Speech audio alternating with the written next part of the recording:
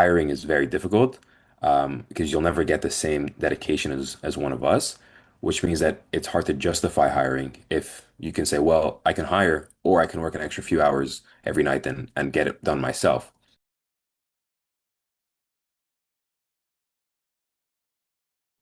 Dov, thank you so much for being here. Thank you for having me. Dov, you're a consultant in the AI world, and I've talked to a lot of consultants in the field. And to me, I see like there's two directions. It's people who have a lot of experience in the field and they worked big corporate jobs and eventually they want to start something of their own. And then there's other people who have some knowledge and want to share want to share that practical knowledge to businesses and get them started as soon as possible. We're not talking about gigantic solutions. We're talking about incremental solutions that are actionable, not theoretical, 100 slides PowerPoint, but something that business can use and improve right now. So you've been working at this, you've started your company almost half a year ago. And I'm wondering, how does it feel? Which direction are you taking this? How did it get started? So I'm leaving it kind of an open question to you to just give us the backstory of starting this company and how's it been going so far. Yeah, for sure. So I'm definitely not the first direction because I just graduated recently, actually, just a few months ago. But what I saw was really useful for me was that AI is kind of a really new field for a lot of businesses, and even people that have decades of experience. The really brand new AI kind of applications are maybe something that they may have been a bit slow to adopt or learn about or even implement. But having just graduated and started working with it, it kind of gives me a unique time and perspective to learn about these different tools and use them in my everyday life. Um, and then when I started working, I saw that there could be opportunity to meet with local businesses, see what their workflows are, and see if there might be an opportunity to implement some of these new AI applications in their existing business. So this could be anything from a new dashboard, a new software, something that may not even exist yet, or sometimes that turned into just a simple new software had nothing to do with AI. But I would say that consulting was kind of the first step in the door. Like, hey, we're co consultants in, software and AI. We're just here to talk about your business. And then the best is when it would lead to us creating a software for them. That would be the best outcome. Interesting. And usually when you talk to those people, do they know what they want, or do you kind of look at the situation and propose something? Yeah, that's honestly the best is when they have no idea. And I try not to give them an idea on the phone or before I speak to them either. I just say like, hey, we're reaching out to local businesses. We just want to meet. If there's something that we think you guys can use or implement for your business, great. If not, there's nothing for us to do here. We're not trying to sell ourselves or a product necessarily, just to meet and see what can happen. And every business we've worked with so far has been exactly like that. We met them knowing nothing before we walked in the door, listened to their problems, listened to what their issues were or their employees' issues were, and then proposed a brand new or even an existing solution that can work for them. And for example, some companies they just didn't even know about like a local software already built for them, in which case we just suggested that. There's no point in, remaking the wheel if something already exists. Like I said, we're not here to sell anything. So if the product already exists, great, use that. If you want to come back to us later with some new idea, that'd be great. Though you keep mentioning we. Do you have people working with you? So I have a very, very good friend of mine from McGill, where I graduated. His name is Daniel, and he started his company, which does the exact same thing 2 years ago. So he already learned the ins and outs, I guess. He already had the failures and the difficult tasks and projects at the beginning. And he's a bit older than me. So when I graduated, and even a bit before, um, he really helped me with all the basics, all the hard stuff that he had to go through. He kind of brought me through all that, and brought me ahead. And this guy was amazing. There are three people. They're all amazing. It was really thanks to them that I was able to get off the ground running. They allowed me to meet with some of their clients, see what they were doing see their projects, see how they did it, show me the tech stacks, show me everything. And then I worked with them on one of their projects. And then from there, I started some of my own projects and then some bigger ones that maybe they couldn't handle themselves or I couldn't handle themselves. We would work together. And now it's great. We work together, the four of us. We have like a joint venture company. So if there's a project that that we would like to share with each other, or like we each have our own maybe idea for a company, for a project idea, we'll work on it together. So we've kind of made this office in Montreal. Um, where we brought in a third company that's nothing to do with software, but we all work in the same office, so we can all network with each other, bounce our ideas off each other. And there's so much opportunity here that we don't feel like we're against each other, but we really feel like we're working with each other, especially we're all friends. And it really makes like a um, great space that we can use to our full advantage. That's super interesting.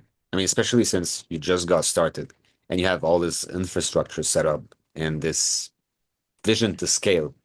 Like you're still your own thing, but you're also collaborating with another company because it's such a huge space. Yeah, exactly. Yeah, I would say like like who you surround yourself with is probably the most important thing. Um, so I was just so lucky that they were there for me when I was starting. And that they're still there for me for sure. They still help me out all the time. Um, and yeah, without them, I definitely wouldn't have been able to get started as quickly or as well. Um, and then I would say that our main way of working is that we try and get as many contracts as we need in order to live, to pay our bills, to operate as a company.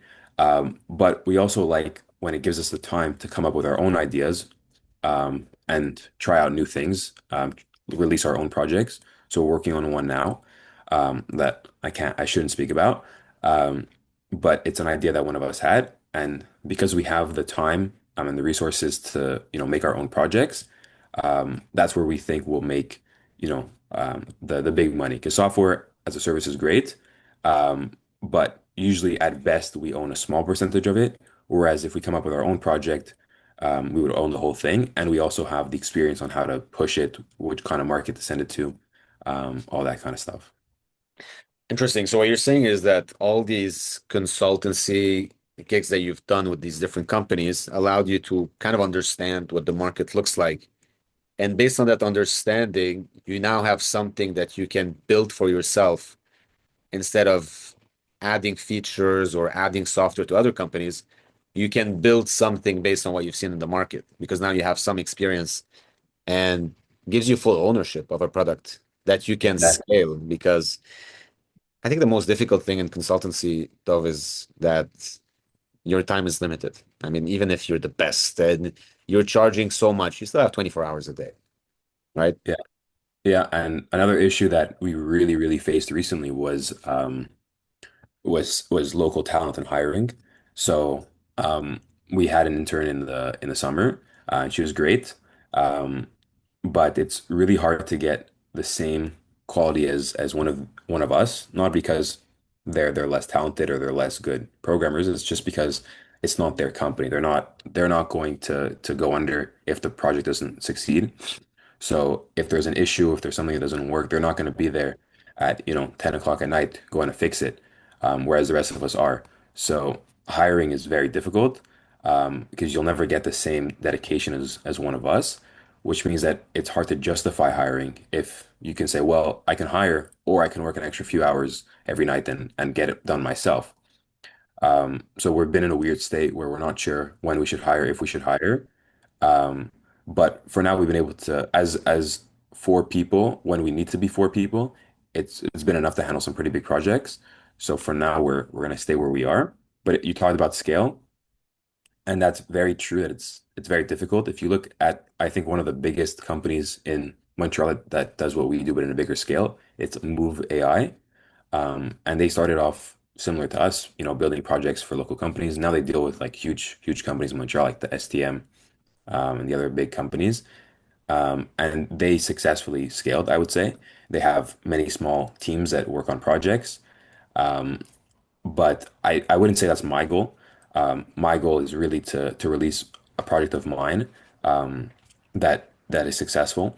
and use my knowledge of a bunch of different fields since we're working with companies in like vastly different industries to find a niche that I think a project could work in and then release something there.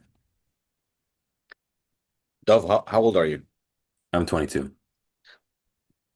You're such a focused person. It's really refreshing. I mean, it feels like you've thought a lot about this. And I'm wondering, is it because you've tried different things that failed? Is it because you're just following the advice of the people who are more experienced around you? So I gave you this confidence and this, I mean, I just feel like you've thought about all the alternatives and now you just know the path that you're going to take and you're just 100% sure this is it. This is what's going to make me succeed. That's fine. I wouldn't say I'm that like I have a lot of different ideas for what can be successful and I'll see where I guess life takes me. But yeah, like I'm getting married next year, so I'm definitely I would say a serious guy. But I have been Congrats. trying, thank you. I have been trying different projects since like CJEP, I would say. Nothing really took off.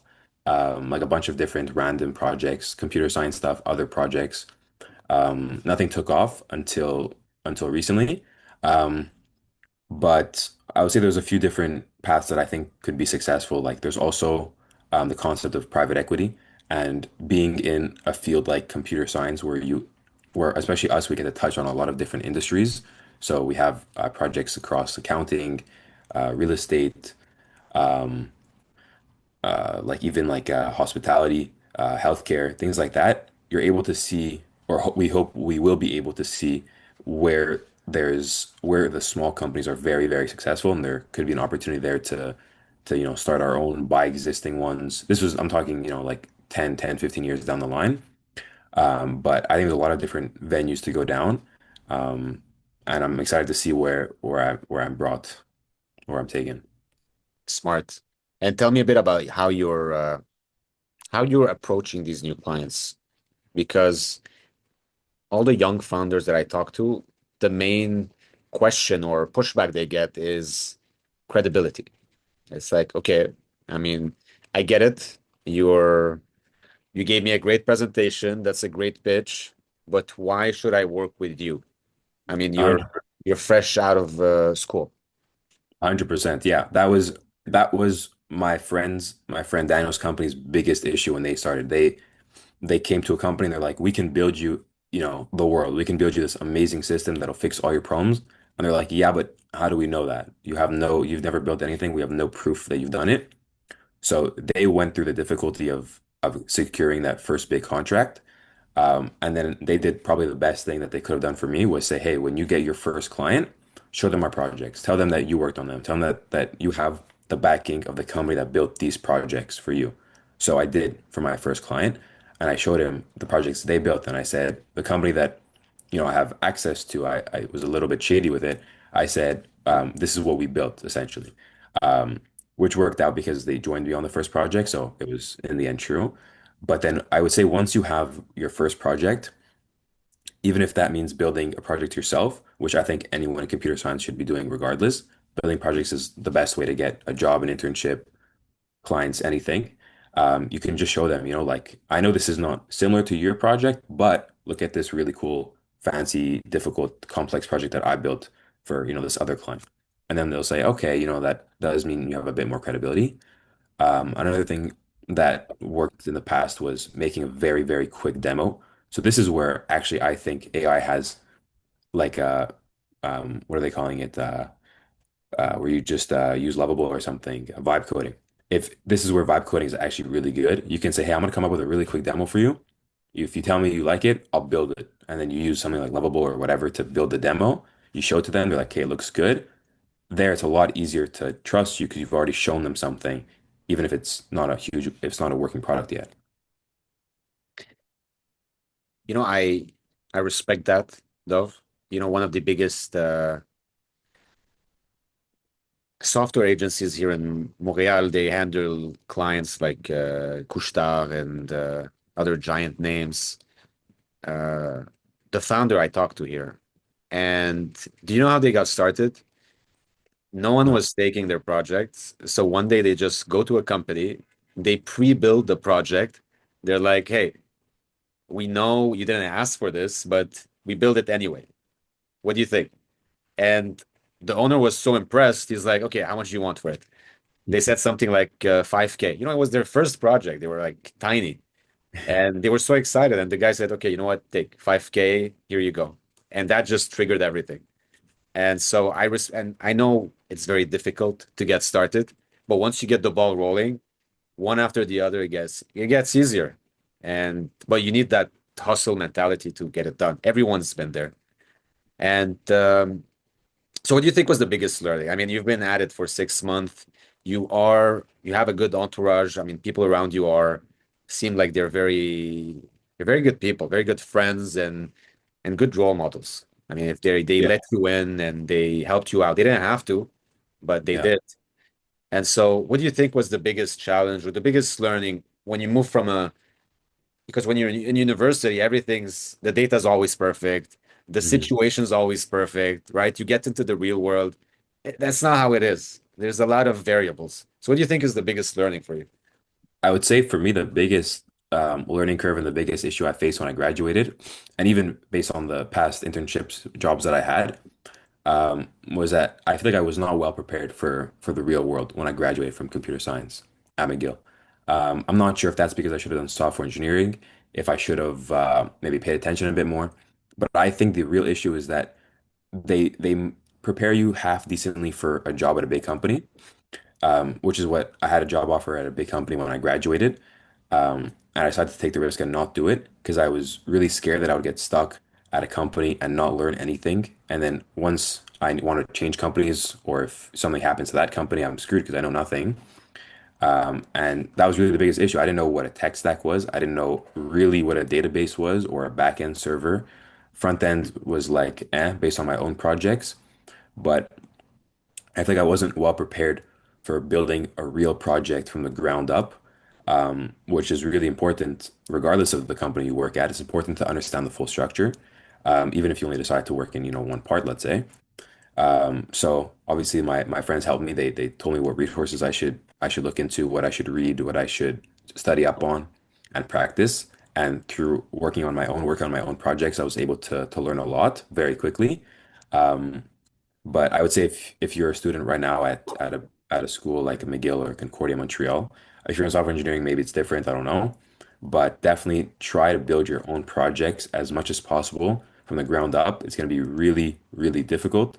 There's going to be a lot of stuff that you weren't taught in school, but that's probably why you should do it because that way you'll graduate, at least with a really nice project on your CV, and you'll know a lot more. I mean, it's funny because I talked to this guy in Toronto. He worked 1 year at, I think it was Deloitte or PwC, and he told me the exact same thing you just said. He's like, it sounds good on paper. Everyone was proud. All right. The parents are proud. The friends are like, wow, working at the big four. Yeah. But a few months in, he had this feeling like everyone was talking, oh, you'll get this position in 5 years and that position in 10 years. And that freaked him out. And he's like, wait, if I'm here now and everyone's promising me things for in the next couple of years, maybe I'll get stuck forever. And that's a real fear. So Yeah. am I getting that you never really considered a corporate job? I mean, it takes a lot of courage, Dov, to reject an offer straight out of college. I mean, Yeah. I mean, I did get an offer at a Pratt& Whitney in Montreal.